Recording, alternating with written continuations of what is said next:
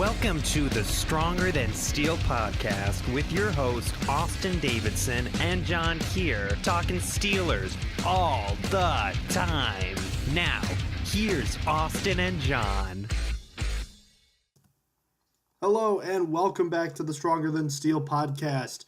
My name is John Keir, and joining me, as always, is my co-host, Austin Davidson. Heyo. We are back from a long break, as it seems, Austin. Our last episode was the night of the Steelers' victory, 20-15 over the Lions, just almost 2 weeks ago. Feels like a while. It's been quite a busy week for you, especially, hasn't it? Yeah, it's been really rough. I couldn't even count it. That's how bad it was, because I kept saying different things. I think at the end of the day, it was 3 tests and 2 papers due. It was really rough. Well, at the end of the day, Austin, it's now the month of November, and we have an exciting announcement. As those of you who have been listening to us since our show's creation, a little over a year ago, that is the case. It's been a year since we posted our first episode on YouTube and SoundCloud. I apologize here. I'm grabbing a cough drop because I'm sick. The internet is not working for me. Well, that's a shame. But in any case, it's been 1 year since our first episode was posted, and we wanted to celebrate that by giving back to our listeners a little bit. So it's kind of interesting. The last time I was in Long Island a few weeks ago, I decided to buy something, and we'd make it a part of a giveaway. So, Austin, you want to talk a little bit about it? Yeah, sure. So John bought a Ben Roethlisberger Funko Pop, and if you don't know what a Funko Pop is, it's basically like a little figure. I have a bunch of them above my bed right here, and they're just cool looking. They're collectible. I personally like them, and they come for everything. They come for sports and stuff. Obviously, we got the sports one specifically. So about the giveaway specifically, if you go to gleam.io and look up our page, or go to our Twitter account, which is stronger_steel, you will find that we have a giveaway. It should be the pinned tweet. And you for gleam.io, you look up Stronger Than Steel podcast, and the title is Ben Roethlisberger Funko Pop giveaway. The entries are open until December 1st. And what you can do to enter is that there's options. If you've never used Gleam, it's really easy. It tells you what you need to do, and you click it, and it will give you all the steps to get there. You could basically, if you're listening to this, you probably already have this one. It's subscribe to us on YouTube, gets you 1 entry. Then it tells us to follow us on SoundCloud, which will get you another entry. Following us on Twitter will give you another entry. And visiting our Instagram and following our Instagram will give you 1 entry together. And then also you can refer friends for extra entries. So it's really easy to do. Like I said, gleam.io will basically hold your hand as you do it. But just you got to enter soon, because it's ending in a little under 3 weeks. So it's over December 1st, and that's all I have to say about it. Is there anything I missed? Yeah, just a little bit of a thing we wanted to give back to our fans and our listeners for supporting us over the past year. On top of that, I also posted on Instagram and our Facebook accounts, and it's on our website if you want to see what that looks like. So feel free to go check that out. It's been kind of amazing that it's already been a year. I feel like we've been doing this forever, but at the same point, I remember last year our first game that we previewed was the Steelers-Ravens game when the Steelers lost 14 in week, I believe, 9 before that crushing loss to Dallas. Kind of crazy how fast a year can go. Yeah, and it's crazy. And we've made big milestones. Oh, we actually hit, just thank you guys. We hit a milestone just, I think, today or yesterday. Our top visited video, our first video hit 1,000 views. So thank you guys for that as well. Pittsburgh Steelers all interceptions from 2016 hit 1,000 views, I think, yesterday. Really? So, wow, yeah, where did that come from? Thank you guys for that. Yeah, thank you very much. I wish I could check this out. For whatever reason, my internet appears to not be working, so I'm going to have to play that by ear. But that's a video Austin worked on, so thank you very much for your hard work on that. We've been having trouble posting our videos lately. YouTube has been blocking them from the United States, probably because I was trying to post too many of them at once. Trying to see what I can do about that. Worst case scenario, We just have to post our videos on another account, so we'll have to play that by ear as we go. But Austin, let's get right into it, shall we? Yep. All right. So the big NFL news over the past bye week in the NFL. Deshaun Watson, the rookie sensation of the Houston Texans, he tore his ACL in practice and is out for the year. What a crushing blow to the Texans and really the NFL. He was an electric player, wasn't he? Yeah, that's honestly a real shame, especially that it came in practice. It wasn't even in a game. So that just really hurts. It really does. And he was joining MVP talks. Let's keep it honest here. He was keeping the Texans afloat, and while the Ravens had the most injuries, I think the Texans' injuries have been the worst. They've lost Watson, J.J. Watt, Whitney Merciless, and even more starters. It's just crazy how many injuries have afflicted them and the entire NFL this year. It's been really rough. I just want to make a mention, just because I made a quick statement about it. We just probably lost another star tonight. It's happening as we speak. But Richard Sherman is convinced he tore his Achilles. His Achilles, I apologize, yeah. And we're about to lose another one. We've lost so many this year. But back to Watson. What do you have to say about that? It's absolutely a shame. He made that team so dynamic on offense. And even in his first start against the Bengals on that Thursday night game back in September, you could tell he had real potential. And it's just, don't get me wrong, I love me a former pick quarterback in Tom Savage, but he can't do nearly as much as Deshaun Watson did. I thought that game against the Seahawks was going to be kind of a game where the Seahawks would kind of eat him up. You know, the big tough defense with the proven secondary would kind of shut him down, and yet he had a great game. So it really sucks to see someone with that kind of potential and that kind of ability go down with a season-ending injury, especially in practice like that. You hope he can come back and sort of build on what he did next year, building off of this year. So very unfortunate and unwelcome news from the Texans on that front. Elsewhere, in the Patriots traded their backup quarterback, Jimmy Garoppolo, to the 49ers for a second-round pick. Brian Hoyer, formerly starting for the Niners, was released and signed by the Patriots, so just consider that a Garoppolo for second-round pick and Hoyer trade. First of all, what do you think of this move, and is there really anyone who won this trade, I guess? But personally, I can't wait to see Garoppolo play. I've been excited for him, but since the Patriots got rid of him, it'll probably be awful. That's how it works. I think the Patriots won this trade only because Garoppolo, after the season, was going to leave anyway. So it was a matter of where he was going. I mean, the Patriots could have retained him if Brady decided to opt out of his contract and just retire.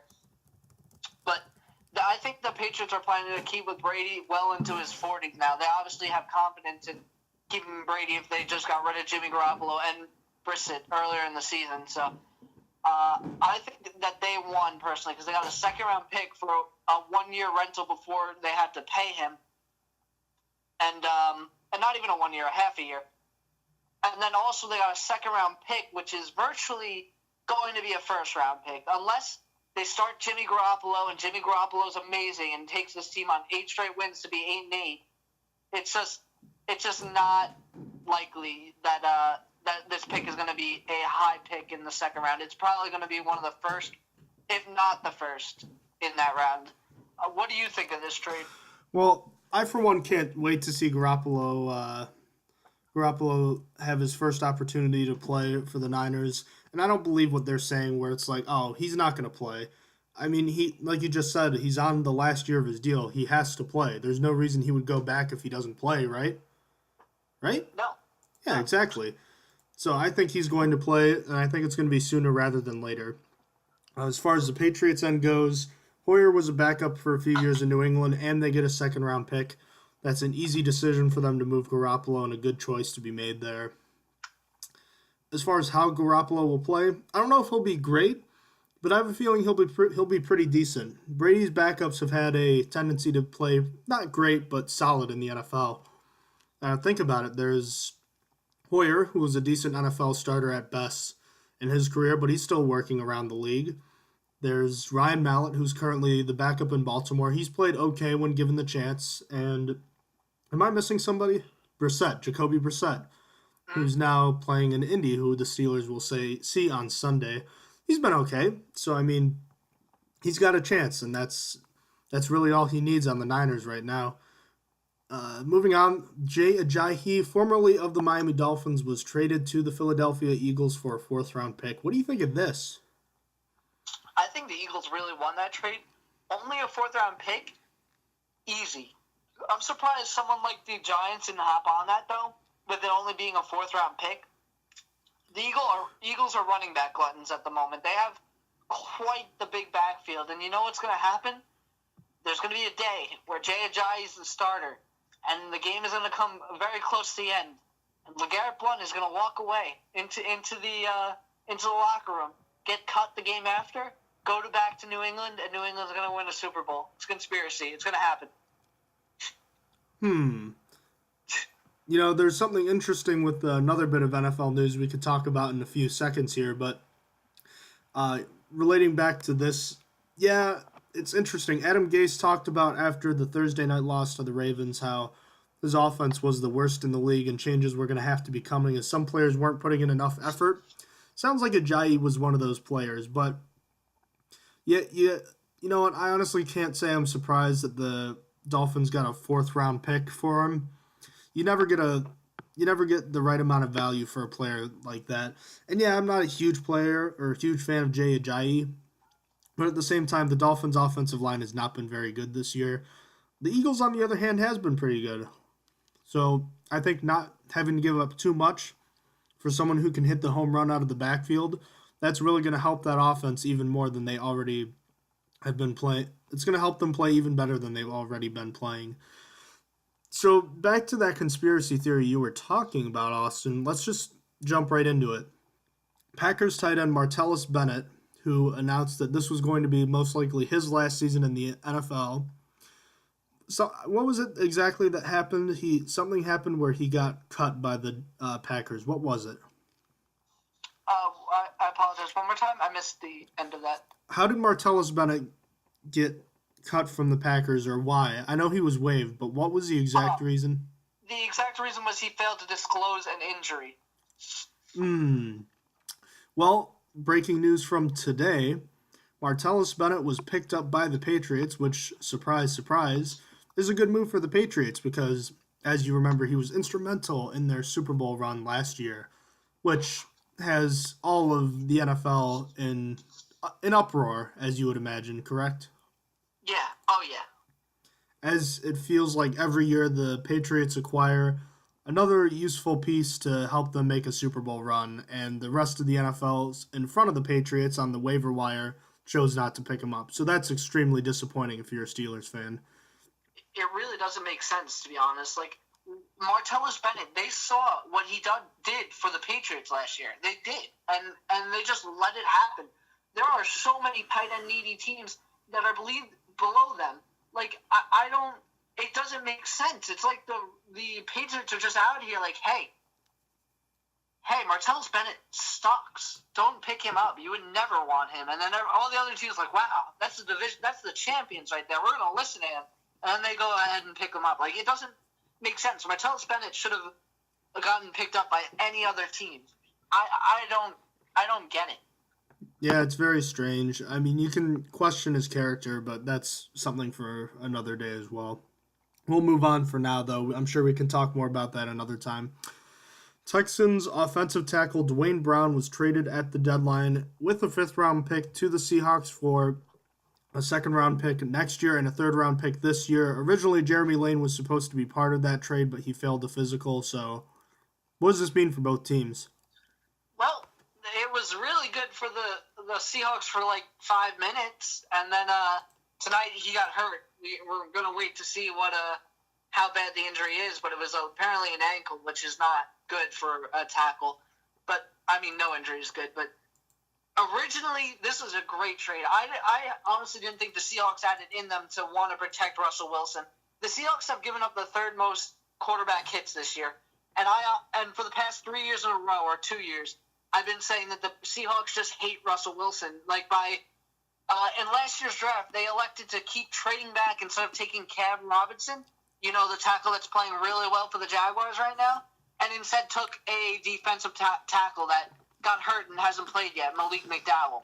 So I just thought that the Seahawks just like seeing Russell Wilson run around and get hurt, but I thought this is finally like, wow, they're getting it. And now the poor Seahawks actually probably lost him for a while. But in good news, because of Jeremy Lane failed his physical, Jeremy Lane also just blocked a PAT tonight. So that's something. They got to keep Jeremy Lane, and he's still doing things.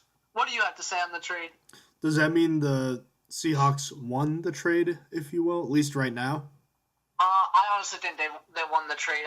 The Seahawks have always stayed pretty good, and so that second-round pick isn't going to be very high even next year. Like, I think the worst they could do next year is like 7-9, and that's generally middle of the pack. So they're not really losing much. And that third rounder is meh. I don't really have much to say.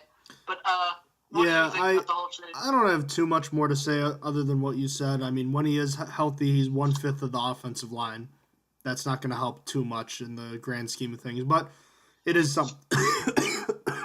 I apologize. It is something. So, there's that. Looking forward for the Seahawks. Moving on, just another quick hitter. Packers tackle Brian Bulaga is out for the year with a torn ACL. I think they're done. They're definitely done. Oh, nope. There's no help for the Packers. Brett Hundley looks bad, and he should feel bad. He's not NFL ready. I mean, I say that he's been in the league for a few years now, but he's just not meant for the NFL.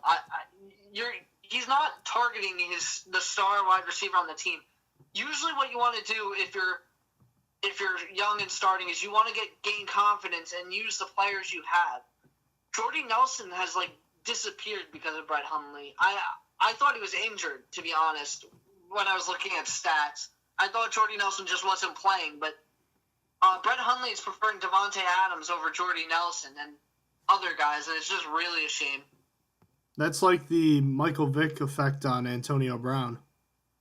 Yep, disappeared, and he preferred Marcus Wheaton. Very strange. I think that's enough NFL news right now. You want to just update our fans on the score of the Thursday night game? It finished, I believe, 22-16. Let me confirm that because I just finished it. Obviously, it just ended literally 5 minutes ago, and. While Austin is looking at that, the Week 9 of the NFL season is in the books. The Steelers got some more help. The Bengals and Ravens lost again. That leaves the Steelers at 6-2, and the Ravens, I believe, are 4-5. Is there really any way either of those teams win the division? I think the Bengals are 3-6. Is the AFC North race over? Have the Steelers already pretty much won this thing? First, yes, it was 22-16, so I was right the first time for the Seahawks Cardinals. Then, to answer the question, the Ravens got the only real shot here. They're 4-5. The Bengals are terrible. That's just it. And obviously, I wasn't even going to talk about the Browns. If the Bengals are terrible, you can imagine what the Browns are.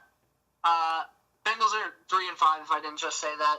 And the strength of the Steelers' remaining schedule is super weak. So more than likely, and I apologize, let me back it up too. Not only is it super weak, some of the teams that were reversing, such as the Texans namely, they're obviously without star Deshaun Watson now. So even if their record is strong, they're not very strong anymore. Losing Deshaun Watson was losing one of their best pieces of the team. So, well, they weren't even that good though, as far as their record goes. Exactly, but oh yeah, you're right. Wow, they were much worse than I thought. The point persists, but yeah. But that's a less scary game now.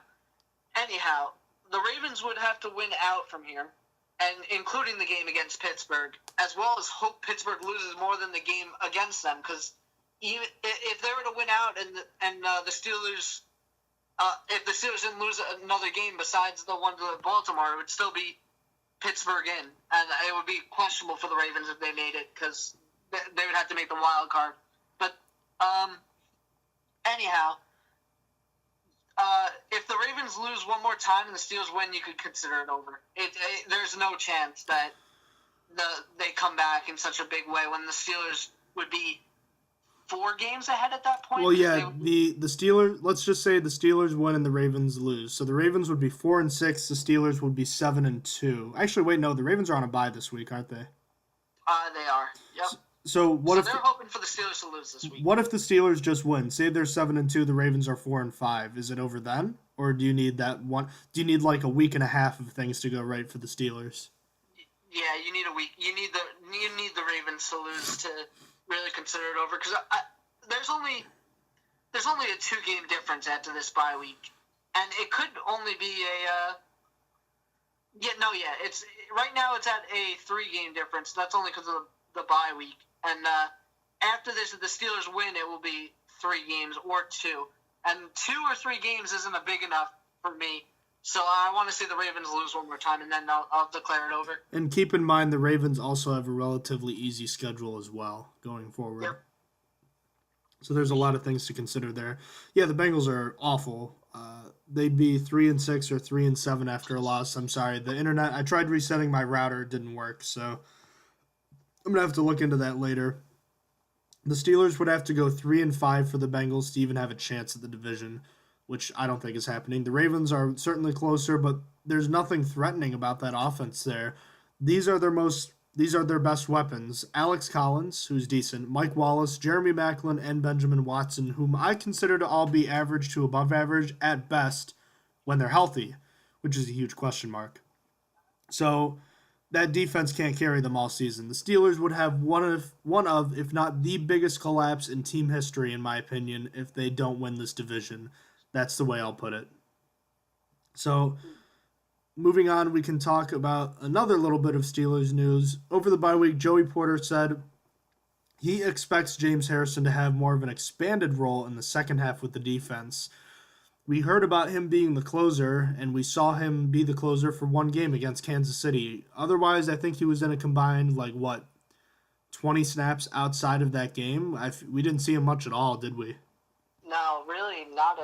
That was the first time we really saw him all season, and then after that he went back into disappearing again. And I'm honestly doubtful that he'll have an expanded role, especially not this week. He didn't. Well, it'll be in our preview episode as well, but he didn't practice 2 days in a row now, and chances are he's going to be inactive this game because you don't practice Wednesday and Thursday. It's a pretty good sign that you're only going to be limited on Friday at best. So.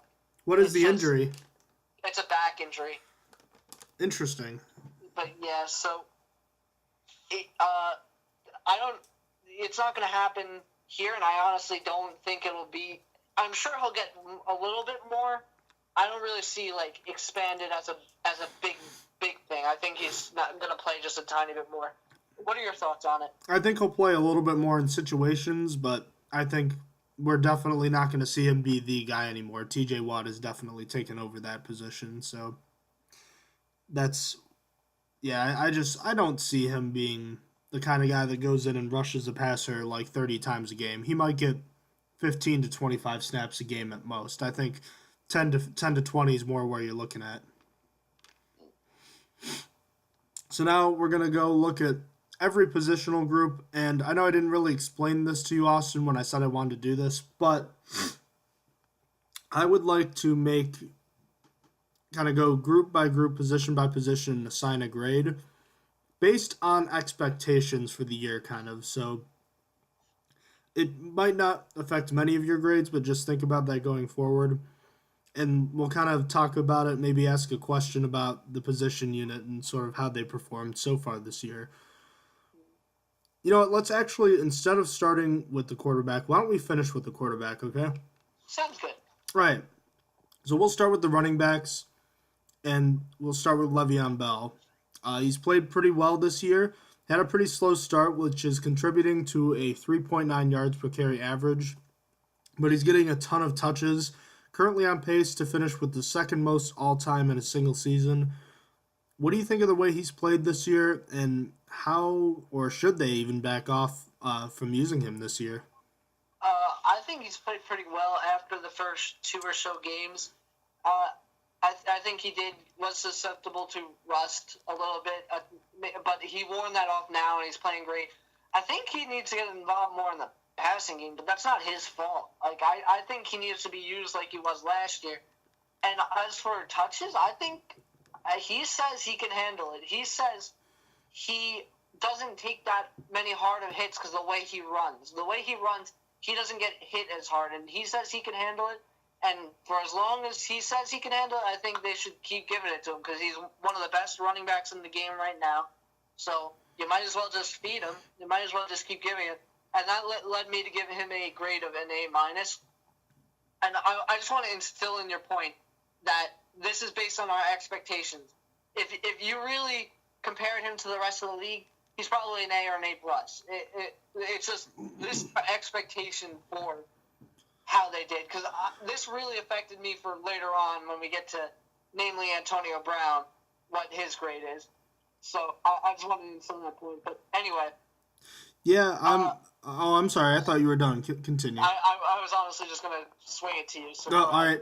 Well, Austin, do you think you could pull up his stats for me right now? Because, again, my internet, but... Le'Veon's? Yeah. He's played pretty well this year. Now, there are a few games where he's kind of disappeared. Whether or not that's his fault, you can kind of leave that up to your interpretation. But the first 3 weeks, he didn't get much running room. In the game against Jacksonville, I seem to remember him not having much running room either. I think he's played well every other game besides those. Yeah, the 3.9 yards per carry is not very good, considering he averaged, I think, 4.8 or 4.9 last year. So it's down a full yard. And yeah, a lot of it's from the early season struggles. But at the same time, like you said, based on expectations, I expected a little bit more. So I also gave him an A-. On the other hand, Austin, I think the Steelers should probably use a little bit more of James Conner and Terrell Watson. Not in the sense that they should be taking touches away from Bell when the game matters. I mean, think about it. You're not going to take out Bell when it's 20-15 a couple Sunday nights ago against Detroit with 5 minutes left. I mean, he's definitely playing, right? I mean, you'd be crazy to take him out then, right? Yeah, you'd be totally crazy because the game's too close to take him out. Now, see, the key is if the Steelers can score more touchdowns in the red zone, they'll be up bigger later in those games so that Bell won't need to carry it. Those are the situations that I'd want to see more Terrell Watson, James Conner in those last few drives. So that way Bell is getting a few less touches, but he's not missing out on meaningful touches, you see? Yeah, I totally understand. So leading right into that, James Conner and Terrell Watson haven't played much, but I think you'd agree with me. They've both been pretty effective at their given roles when they have had the chance, haven't they? Yeah, what's his face? Terrell Watson. Watson has been used on one type of play specifically, and every time up until the Bengals game, it was working. He was brought in on short yardage situations where he could third down in short yardage, and he would rush forward, and he was really good at it. He was doing well up until the Bengals game. Then as it goes for James Conner has really, when he plays, he's gotten big runs. I felt like I've seen him run for a long run every time he's been past the rock, which isn't very often. So, like, out of 5 rushes, he's rushing for a 10-yard gain on one of them. So it feels like. I could be completely wrong. No, you're right. He has, I believe, 18 or 19 carries on the year for 89 yards. That's a good average. Yeah, that's not bad at all. So I feel like maybe he should get a little bit more playing time, like at games at the end of them. But I don't know. It's up to the Steelers to really do. Yeah, I was tempted to give them an incomplete grade because they haven't played much, but at the same time, they have their own roles. And, like you said with Conner, he has played really well. The one thing that he hasn't done well is pass protect, and that's why I personally gave Terrell Watson and James Conner a combined B-, just because of the fact that we haven't seen Conner much for the incomplete, and he struggles in pass protection, and Watson, although he was doing really well, he did get stopped recently. Yep, I gotta agree there. I actually kind of gave a little bit higher for the both of them. I gave B only because Watson's what he's been doing on 3rd down and 1. I mean, he obviously got stopped, like I said, against the Bengals, but I think overall they've been doing decently as backups for what I expected. I wasn't a big fan of James Conner coming into this. I thought this is a very talented running back class as we've seen from the ones that are playing right now. And I thought it was more of a feel-good story to draft him for jersey sales. And, I mean, it's not that way, but I'm looking at Alvin Kamara and Kareem Hunt, who are both drafted after them, and I'm like, those guys are awesome. I don't know if you watched Kamara play, but Kamara is awesome. I've heard nothing but good things about him. Exactly. And I just, I went on a tangent, but my expectations for James Conner were kind of lower-ish, and Terrell Watson was kind of almost not making the roster in my eyes. Exactly. Yeah, so maybe my grade was a little low at that point too. A lot of things to consider. I'm sorry, go ahead. No, that was it. All right. So we'll move on to tight ends and fullbacks. So as a group, I decided we're gonna grade Vance McDonald, Jesse James, and Roosevelt Nix. We aren't gonna include Xavier Grimble because he hasn't played much. So let's start with the tight ends and McDonald and James. McDonald came over in a trade just before the season opener, so he didn't really get involved in the offense much. Had those problems with drops that if you looked at the tape, you kind of had to expect. Maybe not as bad as it has been. I think what's been surprising about McDonald is how great he's been at blocking. Jesse James, on the other hand, you've probably gotten about what you'd expect from him, right? Yeah. I think that Vance McDonald and Jesse James as a whole have basically performed averagely when you look at them both. Jesse James can catch, but he can't block, and Vance McDonald can block, but he can't catch. But out of the two of them, Vance McDonald actually disappointed me more because when Vance McDonald came over, I was very excited. I knew he had a drop problem, but I thought playing with Roethlisberger would help that instead of playing with whatever the 49ers quarterback was, because obviously much worse. They had to change quarterbacks halfway through the year last year. But anyway, so Vance McDonald is disappointing me while Jesse James is kind of meeting my expectations for the year. I knew coming in that I didn't really want Jesse James to be the starting tight end. I was hoping that the Steelers would draft the tight end to play. So I kind of expected Jesse James to be as he's been. So I gave Jesse James a C+ here. And then Vance McDonald, I also gave a C+. But Vance, that's only because I expected more from Vance McDonald. It really hurt me that I was wrong. I thought that him playing with Roethlisberger would help his catching ability because he just gets hit in the chest and it falls. So those are my grades for them. What do you think of Vance McDonald and Jesse James' play this year? You know, even when McDonald catches the ball, it feels like he almost drops it. Yep.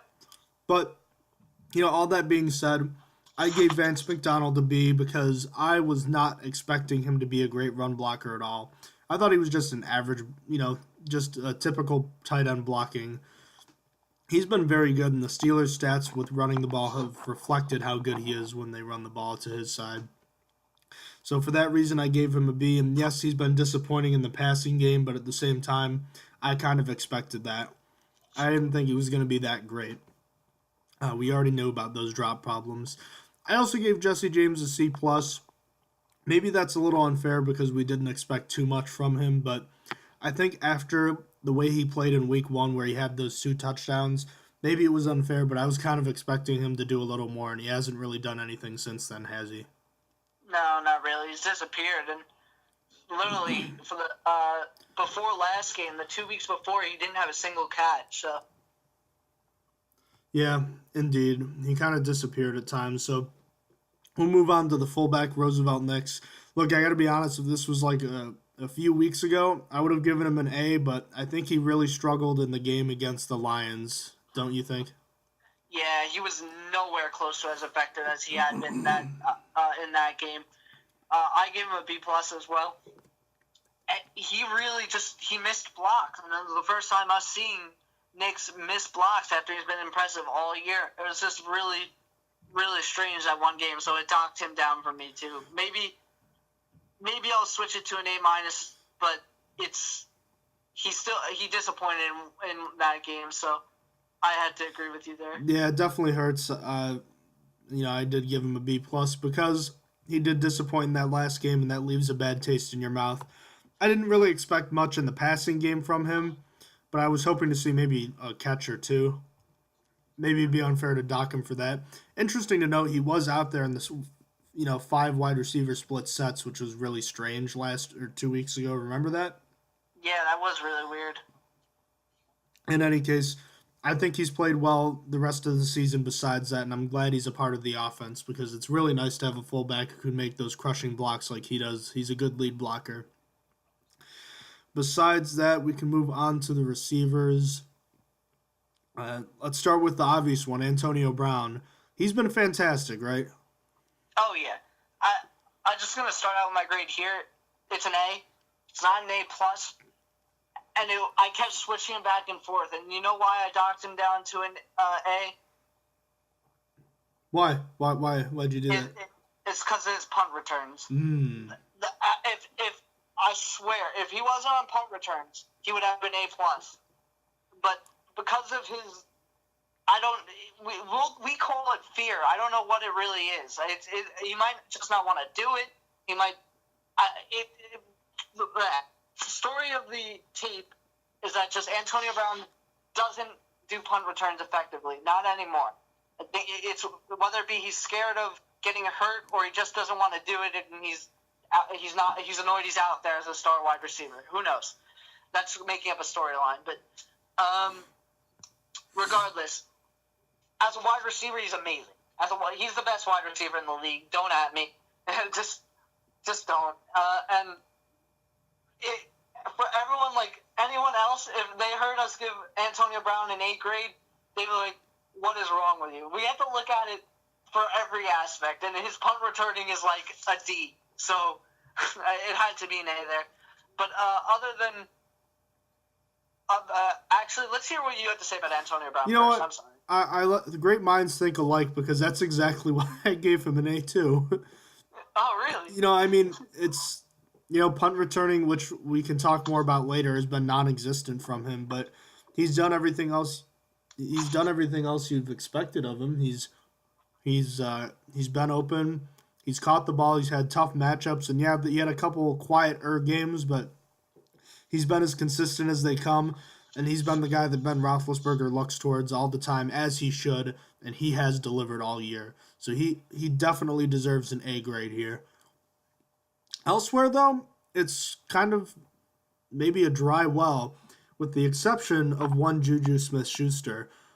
He had a big week last week, 193 yards, 2 weeks ago now, in the NFL world, including the 97-yard touchdown, a Steelers record. He seems to be on the up and up, but, obviously the first half is much more than one game. How did he perform in the first half? In the first half, it was miserable, especially the first 3 games. I was really upset because I think he was averaging at least a penalty and a half, like the first 3 games. I think he got 2 penalties in the second game, 1 penalty in the first, another penalty in the third, and he wasn't really producing much. So, in the first, it's really the tale of the 2 halves of the first half, so quarters to make it easy. And he's been much improved since then. I can't remember the last time he got a penalty, so that's a good thing.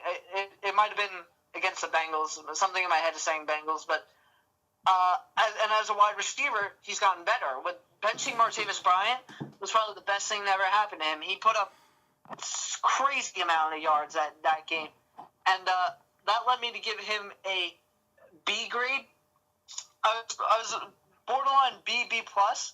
But it's just I had to reel it in because the penalties in the beginning are still really affecting him. He only had 1 great game so far, and granted it was great. He set a Steelers record in it, so it really helped him out there because before that game he was probably like a B-, C+. But Yeah. The Think about like where he was at before that game. Yeah, probably not that high. C plus, like I said. Now, I gave him a B plus, and the main reason for that, on top of everything you just said, was because you think about it, and I didn't expect Juju Smith-Schuster to be involved in the offense at all in the first half. I thought this was all going to be Eli Rogers for the first half, and then we were going to see Juju starting around like week 6 to 8 to 10, and then he was going to take over. But it's been him from like week 2 or 3 on. And he has delivered at times, but obviously he stepped up in a big way in week 8 against the Lions. So he did a very good job, and he earned that B plus based on my expectations from him. So Austin, we have a trio of disappointing receivers to get to, so we're just going to group them together to move things along because it's running a long episode here as expected. Martavis Bryant, Eli Rogers, and Justin Hunter. All three of them have been pretty disappointing for their own specific reasons. Let's just hit them off real quick. Let's start with Justin Hunter. I gave him a C minus. Look, I didn't expect much from him this year, and to his credit, he has made a couple of catches this year. He converted a nice third down in the Lions game a couple weeks ago, but he hasn't caught any of those deep balls yet. No, and that's what he's there for. He's another Sammy Coates type. But yep. My original grade was a D. And then after thinking of that, I'm like, what am I talking about? I talked about Justin Hunter like he was the worst person to ever play. So I'm changing my grade from a D all the way up to a C plus because I didn't expect him to even make this roster. So for him to even have a catch as a Pittsburgh Steeler, he could get a C plus because I talked about him like he was the worst thing ever. As for Eli Rogers, I'm changing my grade from a D down to a D minus. Because expectations were higher for him coming in, and now he's faded out of the offense completely.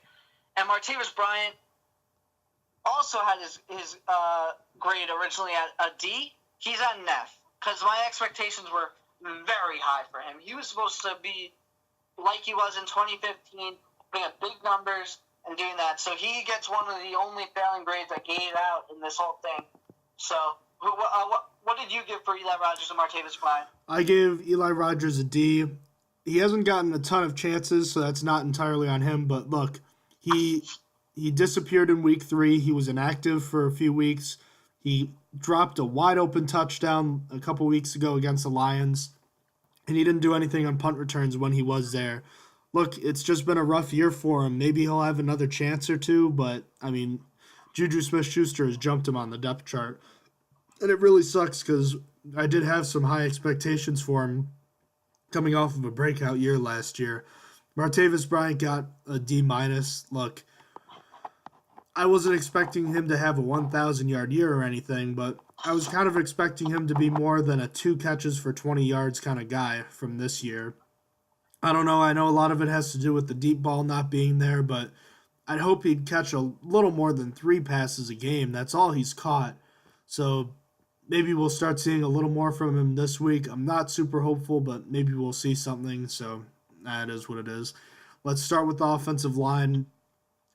We'll group the backups together right now. So just kind of give me a combined grade for Chris Hubbard and B.J. Finney, who've both played, I'd say, pretty well in limited time. Hubbard more so than Finney. Hubbard's been replacing Marcus Gilbert most of this season. I think they've earned a B-plus grade. They don't really have a ton of high expectations. I'll actually give them an A-minus. They've played very well when they've been asked to, and it's almost like the offensive line didn't even miss a beat when they had to play. Yeah, honestly, I think Chris Hubbard is one of my. It's been up and down, but we're back up to up again. And Chris Hubbard's been super impressive when he's come in the past 2 weeks to play. It's honestly, he's been pretty good. As a group, I give them an A- as well. I had Chris Hubbard at a B+ and Finney at an A. So obviously, to take an average of it, A-. But let's cover the rest of the offensive line. As for the starters, we kept off Gerald Hawkins. Obviously, he hasn't played, as well as Matt Filer, or however you say it. I always mess it up. And so Alejandro Villanueva, Ramon Foster, Marquise Pouncey, David DeCastro, and Marcus Gilbert. What are your grades for all of them? All right, well, I'll list it off real quickly. Villanueva got a C+. Look, he's played better as of late, but he actually really struggled to start the year. I don't know what was going on, but it seems like he's gotten things figured out. Uh, yeah, I was kind of expecting more from him. It seemed like he regressed, but I think he's finally back to where he was. Foster, he gets a B plus. I originally was going to give him a B, but I think he's been remarkably consistent this year. I actually think I thought at first that B.J. Finney was going to be the starter next year. I don't know if that's necessarily the case. I think Ramon Foster may have one more year in Pittsburgh left in him based on the way he's played so far. Marquise Pouncey's been amazing. I think he's actually, most years I think he's overrated.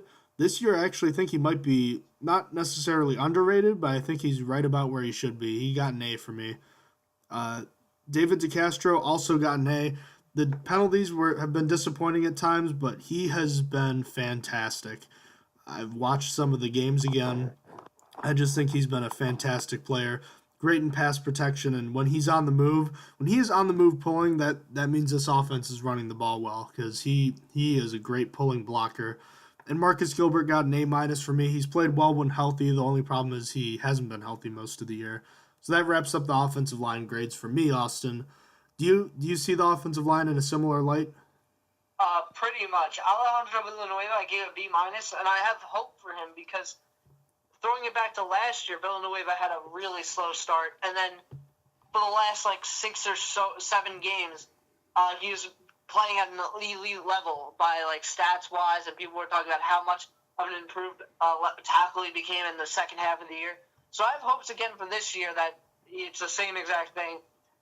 As for Ramon Foster, I gave him an A-. He's been pretty good. But I honestly, I know he still has it in him to play. I just don't think I don't think he wants to anymore. He's old. He's older. He already said he wants to leave after the season, but people can't just get away from football. So there's a chance he comes back, but I think he is done after this season, even though I do think he could still play at a high level. As for Marquise Pouncey, I give him an A-. I've appreciated seeing him run all over the field this year because, as you said, he's performed about actually where most people rank him this year. I feel like I've seen him going out and blocking as a center out to the right when Le'Veon runs out to the right or to the left. It's just I think he's one of the he's improved this year, and that's a really good thing. David DeCastro, I agreed with you and gave him an A. I think David DeCastro has been ranked as one of the best run blocking guards this year, and probably is the best guard in football this year. So, you know what? I'll give him an A+. I'll throw him a bone because I think if there's anyone that deserves it, it's him. He's had way less penalties than he did last year, and so he's improved on that. So he's not holding as much, so he could get the A+. Marcus Gilbert, I gave an A-, same reason you. He plays well when he's there, but he's just not there that often. So that wraps up the offensive line for me. All right. On the defensive line, the starters all played really well. They all got A grades for me. Cam Hayward got an A for me. Javon Hargrave got an A+, which I believe was the only A+ I gave out. And Stephon Tuitt got an A-. Hayward has been amazing in a comeback season after I thought he might never be the same player again. Stephon Tuitt has been really good when healthy, which has been a big question mark. And Hargrave, I think, has been the most improved player on this team, and that's saying something because he was pretty good last year. I think he is one of the best interior defensive linemen in the NFL based on what I've seen now.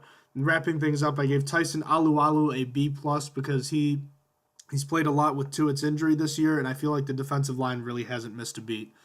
Austin, do you concur? I actually do. I gave Cameron Hayward an A, the same as you did. I think he's been playing at a high level, came right back, played exactly how he was. Tuitt, I gave an A- simply because he's been injured. It's the same reason Marcus Gilbert got an A- because when he's there, he's great, but he's just not there often. Javon Hargrave, I gave an A. I also thought he's been performing really well this year. And then Tyson Alualu, I gave a B. I mean, he's decent, and he got a key. You know what? I'm gonna bump it up to a B+ because what popped into my mind was a stop on Matt Stafford. That really saved the game against the Lions. So I'll give him a B+ too. I'll agree to that. So that wraps it up for the defensive line for me. All right, outside linebackers. pretty big expectations. A couple of young, athletic outside linebackers. How'd they perform? The first-round pick in T.J. Watt, the former first-round pick in Bud Dupree. I don't know. I feel like you can kind of go both ways with these guys, but start with Watt. Watt, I'm giving a B plus. Yeah, I honestly, I think I owe him an apology. I mean, I was excited about getting him, but I was a little bit disappointed about not getting Takkarist McKinley earlier on. Well, Watt is performing significantly better than Takkarist McKinley. Takkarist McKinley was hurt in the beginning of the year, and I haven't heard anything about him. And it could have been way worse because Taco Charlton still doesn't have a sack on the year. And T.J. Watt was out 2 games and still two. And then and he has 4 sacks. And those were pass rushers taken right around where the Steelers drafted. So I feel like I owe him an apology for being not as happy as getting him as I would have been getting Takkarist McKinley. So he's outperformed my expectations. B plus. Sorry to be so long on that. Bud Dupree, B minus. I'm actually going to bump that down to a C plus. I feel like last year when he came back, like it was exciting because he was actually doing things, like namely at Buffalo. I think that might have been his first game back. I think it Buffalo, was, yeah. Yeah, he was crazy that game too. We got to see that in person, as we've mentioned like 8 times, but it was great seeing him that game. And then coming into this year, I kind of had higher expectations for him, and he's not really met them. He's been a little bit under average here, but I mean, it's not the worst. He's very inconsistent. I'd say that about Dupree. He had that huge bone crunching hit against Joe Flacco. He's had a couple other games where he's been solid, but then there are other games he just disappears and you forget he's there. I gave him a B minus. I didn't personally have a huge expectations for Dupree. I don't think he's going to be a 10 sack kind of guy, but I was thinking he might get to like 8.5 this year. He still could get there, obviously, and I think he has room to grow still, but I got to be honest, I was expecting a little more from him as an all-around player this year. TJ Watt has done just about as I've expected in the pass rushing game, not overly dominant, but still good. Where he's impressed me, though, was his athleticism. In fact, in the last game, I tweeted a pass was broken up after a great leaping play by Ryan Shazier. It turned out that was actually TJ Watt, and I thought only Ryan Shazier could make those kinds of plays as a linebacker. But TJ Watt is a very talented and athletic player. He's my personal favorite player, and I think he's definitely earned a B-plus grade from me. One last reserve we wanted to get to. Anthony Chickalo's played the most out of Arthur Moats and James Harrison. He had that exciting start to the year, the opening touchdown. Got, I think, 2 or 3 sacks early on, but he hasn't done much since. Maybe my expectations are too high because he's always the camp darling, but I don't know. I don't think he's that special, so I gave him a C+, sorry. I honestly gave him a B-, only because I hadn't really no expectations for a backup. And when he did come in earlier in the year, he set up his record for sacks, and he also had that blocked. He recovered Tyler Matakevich blocked punt for a touchdown. So I give him a B- simply because he did more than I would have thought he'd done. I mean, it's not anything amazing. Since then, he hasn't done much, but I still really like Chickalo, so I give him B-. All right, inside linebackers, let me ask you this. Has Vince Williams finally proven he is not the weak link on the defense? Oh, I totally think he proved it. He has done a fantastic job filling in for stepping into Timmons' shoes. And it's really good because the Steelers almost doubted him, obviously, bringing in Dante Hightower in the offseason late. And comparing to where they are now, Dante Hightower wasn't having a good season, even when he was playing. He got injured, came back and played, and he wasn't doing well. And then he's now out for the year. So, I mean, obviously it could have been different if he was a Steeler, but Vince Williams really proved that he was the man here. And for that reason, I gave him a B+. Yeah, I gave him an A-. So he's finally getting utilized in the correct situations, that being not really on passing downs. He's a physical player, and he's done very well to show that he is not kind of a hole. As far as Ryan Shazier goes, he's one of the best. And I'll be honest with you, I gave him an A- solely because of the game he had in Chicago. I think he really struggled in that game. It's almost as if his speed and instincts get the better of him, like Troy Polamalu used to, where he'd actually like overcommit to a play beforehand, and then that hole he thought he was going to plug up, the running back didn't even get there yet, so the running back could make a different decision. He's a fantastic player, and the Steelers are really lucky to have him, but that game against Chicago really left a bad taste in my mouth. And lastly, Tyler Matakevich got a B for me because he was a great special teams ace early on. Him and LJ Ford have struggled in the 2 plays they've played on the goal line package, though. Yeah, not too great. I for Tyler Matakevich, I'll start with him. I give him a B as well. I was tempted to give him an incomplete because I felt like there wasn't enough, but I mean, yeah, he did block the punt early on, and then he has come in for a few plays or so when Williams was hurt, and I guess it's a B. I want more snaps to be able to really finalize that, so it's a soft B that could easily be changed. So Ryan Chase, I gave an A because he's playing as one of the best in the league. I think if he got that interception that in the Lions game, it would have been an A plus because that would have been to the house. That would have been a pick six. He unfortunately dropped it. It honestly didn't matter in the scheme of things. It was 4th down, but it's still. It would have bumped him up to an A plus because having a pick six on your record just helps so much more. And yeah, that's it. All right, cornerbacks.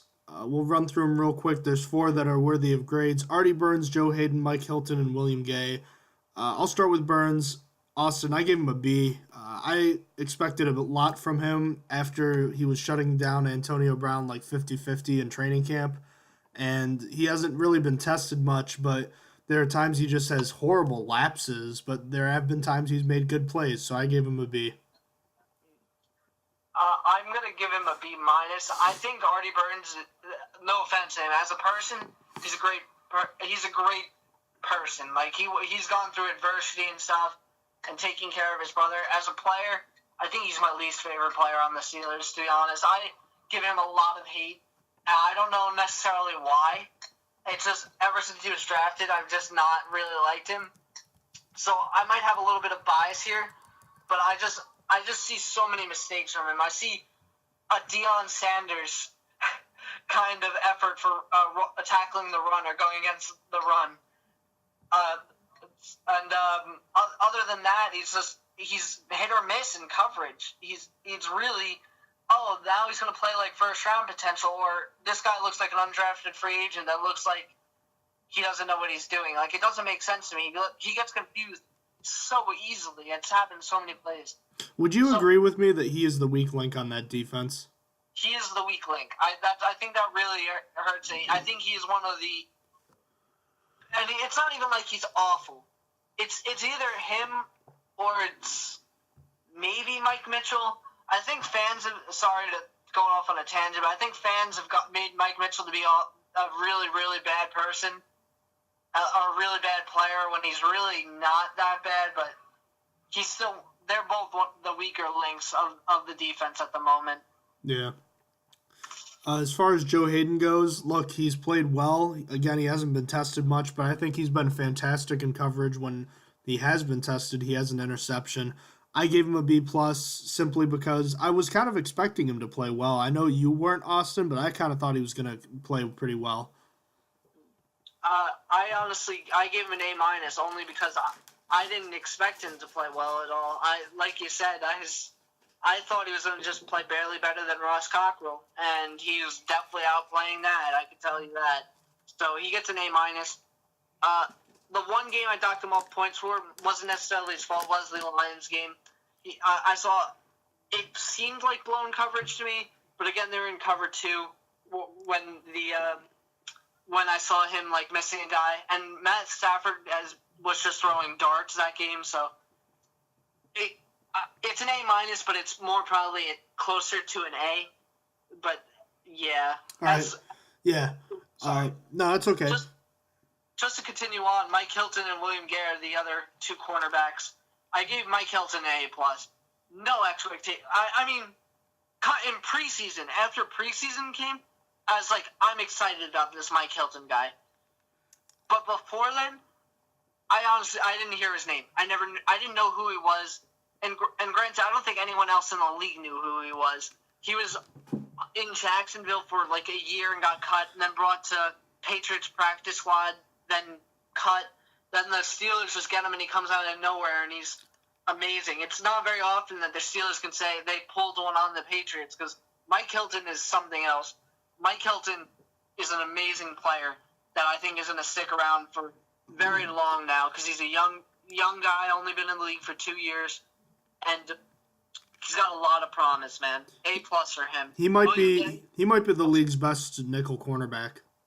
Yeah, exactly true. He's really, really good. And then William Gay, I gave an A-. He hasn't really played that many snaps this year, obviously because of younger guys and better guys, and Artie Burns, Joe Hayden, and Mike Hilton. But he's been decent when he comes in. He's been good like he has been. He also got the interception against the Bengals 2 weeks ago. And he's just been overall good. So A- for him. What are your grades for Mike Hilton and William Gay? I gave Hilton an A+ like you did. I actually had 2 A+. I said I only had 1. He's been fantastic and more than advertised from the preseason. He's played better now than he did in the preseason, which is really saying something. William Gay also got an A- for me. I was expecting Hilton to take playing time at some point. He did faster than expected. Gay has still played well, though, in limited time. We're running past the hour, so we'll try to wrap this up quickly. Safeties.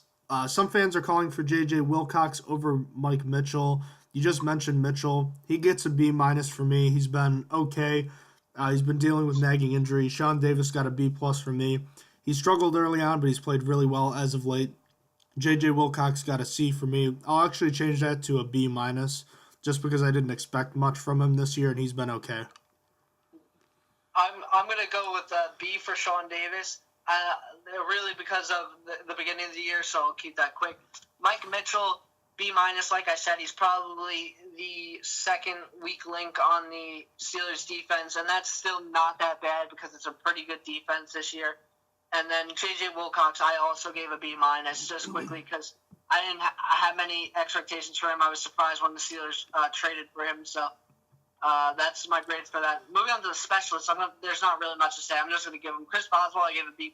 Doesn't get tested. Jordan Berry, F. Bad, very bad, worst in the league by stats wise. Cameron Candidate, his name hasn't been said. A. So, for you, what are the specialist grades? I concur with Candidate. A. Boswell, he gets an A- for me because outside of I believe 2 kicks, he's done it very good. Yes, you're right, he hasn't been tested, but that's not always on him.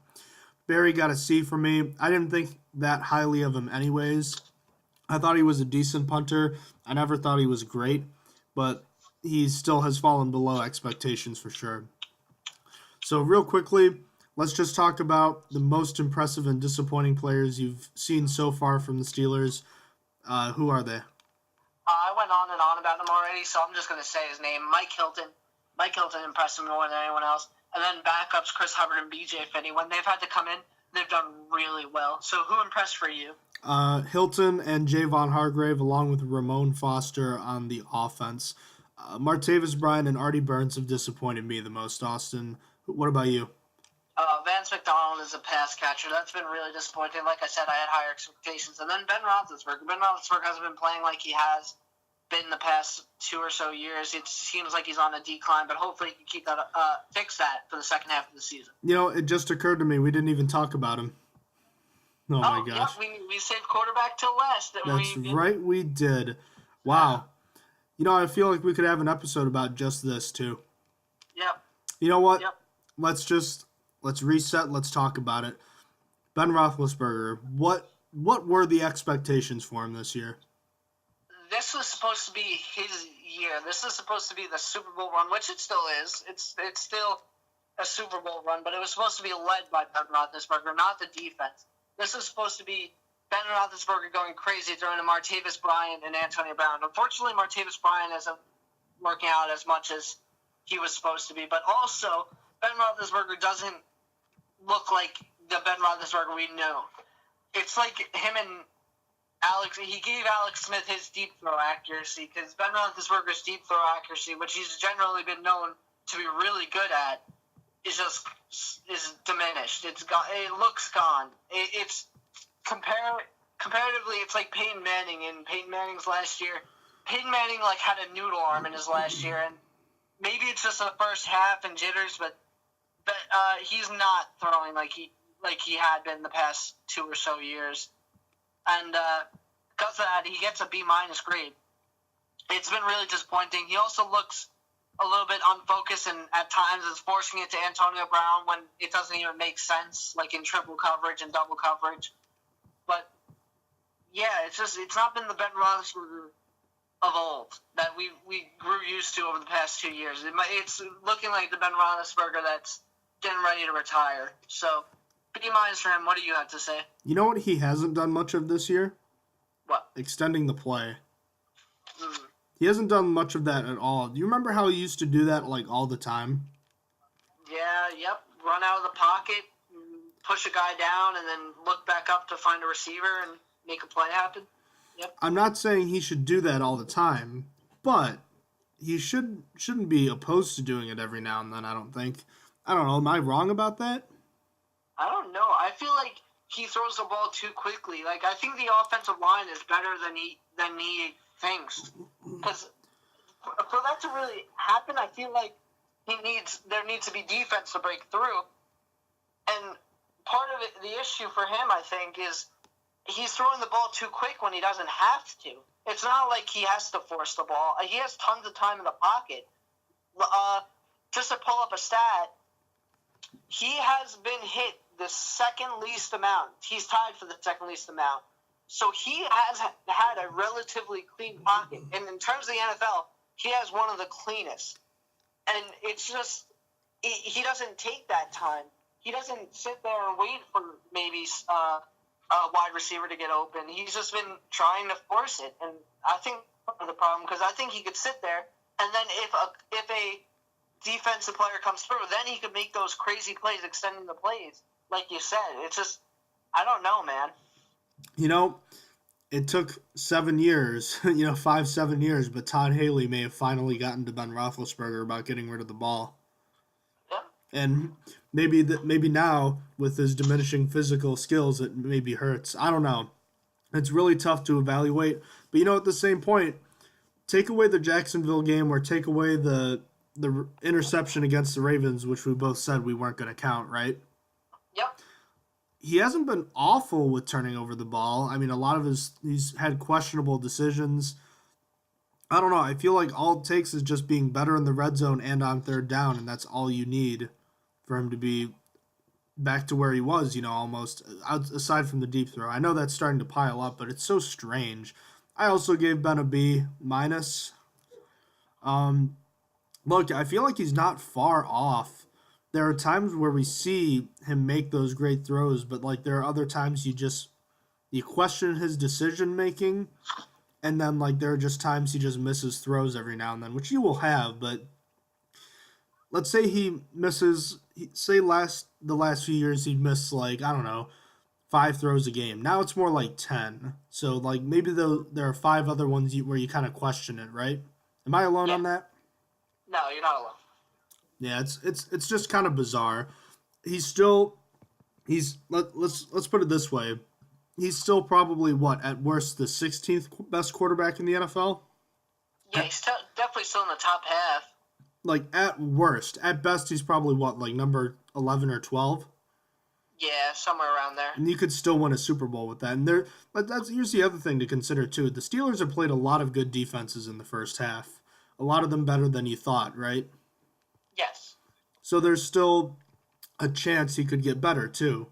So, there's a lot of things to consider, but obviously you'd like to see him get better moving forward because the rest of the offense will too.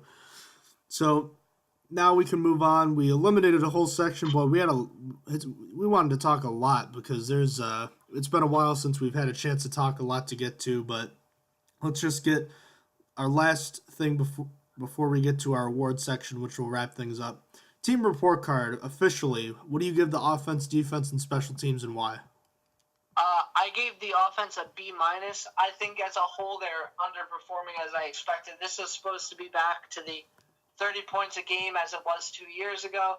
With Martavis Bryant returning, it was supposed to be Le'Veon Bell continue to be amazing, and Antonio Brown continue to be amazing. And Le'Veon Bell and Antonio Brown have continued to be amazing, but unexpectedly, Ben Roethlisberger has come down, and Martavis Bryant, not really unexpectedly, but just not as hoped, is not looking as good. So there's that. So as a whole, I give them a B- for kind of disappointing what I was hoping for, which was more averaging like 28 points a game or 27.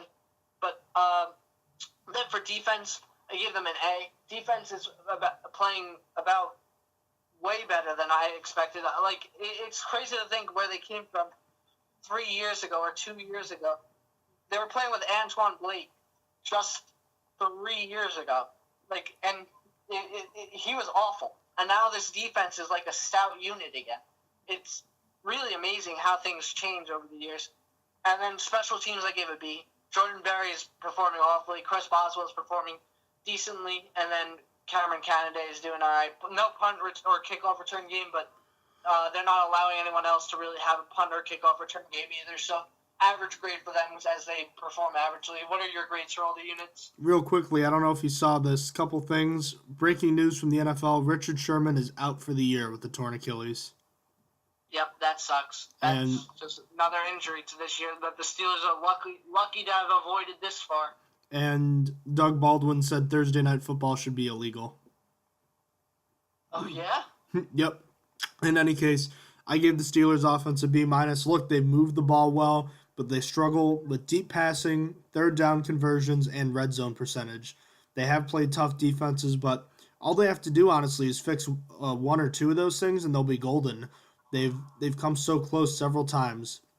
Defense got an A-. They would have gotten an A had it not been for the Lions game. They bent but didn't break, but at the same time, you wanted to see them play a little bit better. They have otherwise done a very good job. And yeah, you can talk about the quarterback save face, but that's the kind of league it is now. This group has done everything it's needed to have done outside of the Bears game to win. And they've greatly outperformed my expectations. Special teams got a B. Boswell and the coverage teams have been great. Barry and the return games have been awful. So our last segment are awards to this point in the year. We'll name them and then just one or two line sentences real quick about why. Team MVP, Austin, it's pretty simple, I think, isn't it? Antonio Brown. Only player to show up consistently. Simple enough. Who's it for you? You covered it perfectly. Offensive player of the year? I'm giving it to Bell, workhorse, only because he's gotten so many snaps that he's used. Who do you have? Brown, see what we just said. He'd be, without him, the wide receiving core would be terrible. Defensive player of the year. This was a hard one for me. I gave it to Shazier. He has 64 tackles on the season, 50 of them solo, and then 2 forced fumbles and 1 fumble recovery, and 8 passes defensed. I think he's the only player that separated himself from the crowd. And I didn't even mention his interceptions. I apparently forgot to get that stat. But who's it for you? I believe he had 2. Cameron Hayward, he came back in a huge way this year. He leads the team in sacks with 5, tackles for losses with 5, and is second in tackle for loss yardage. He has a forced fumble and fumble recovery. Stats aren't huge with 3-4 defensive linemen, but I think he's played very well and has given the opportunity for someone like Shazier to run around. Rookie of the year, I think it's pretty much unanimous, even though Juju Smith-Schuster has played pretty well, especially the last game. I think TJ Watt earns the Rookie of the Year award for his consistent performance. Austin, do you agree? Yeah, it's got to be TJ Watt. Juju only had 1 good game. TJ Watt's been playing at a high level since he's started, so. All right. I'm going to skip comeback player of the year for a minute. Specialist of the year, I think this one is pretty obvious too. It's Chris Boswell. Yeah, no, there's no doubt. Boswell's the only one that's deserving of it. All right. Coach of the year. Coach of the year, I'm giving it to Mike Munchak, the offensive line coach. The offensive line continues to be one of the strongest points of the Steelers' offense, so I think he wins it. I gave it to John Mitchell, the defensive line and assistant head coach. I think this unit's been one of the best in the league, and I think that they've really been the biggest part of the defense, kind of its rise back to prominence. Comeback Player of the Year award. I'm going to give it to Joe Hayden. The only reason I didn't pick Cameron Hayward is because I expected Hayward to come back strong. Well, I had such low expectations of Hayden coming in, and he's impressed me so much that I think he deserves it. Kind of flip-flopping with Austin. I had higher expectations for Joe Hayden, and lower for Cam Hayward. I just didn't think he was going to be the same type of player. Aaron Smith suffered similar injuries at the end of his career, and he was never the same. But it seems like he picked up right where he left off, so he earns Comeback Player of the Year award for me. Last but not least, Most Improved Player. I gave it to Javon Hargrave. Look, he was good last year. I think he is great this year, just a step below Aaron Donald for the best interior defensive lineman in football. And I went with Chris Hubbard. I think he's definitely gotten better both from last year and as the season progressed. And when his contract is up, I'm going to be sad to see him go because he could be a starter for someone like Seattle or Denver. Completely agree. He's a great asset to have as a backup. Austin, is there anything else you want to say before we wrap up our midseason report for the Pittsburgh Steelers at 6-2 in first place at the AFC North?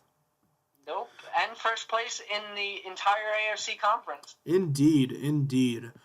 Well, ladies and gentlemen, thank you for joining us today. If you have any questions about the show, email us at strongerthansteelpodcast@gmail.com.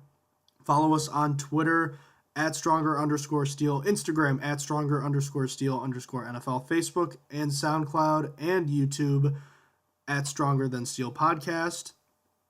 Check out our website, strongerthansteelnfl.blogspot.com. And Austin, what should our fans not forget about? That we have a giveaway, correct?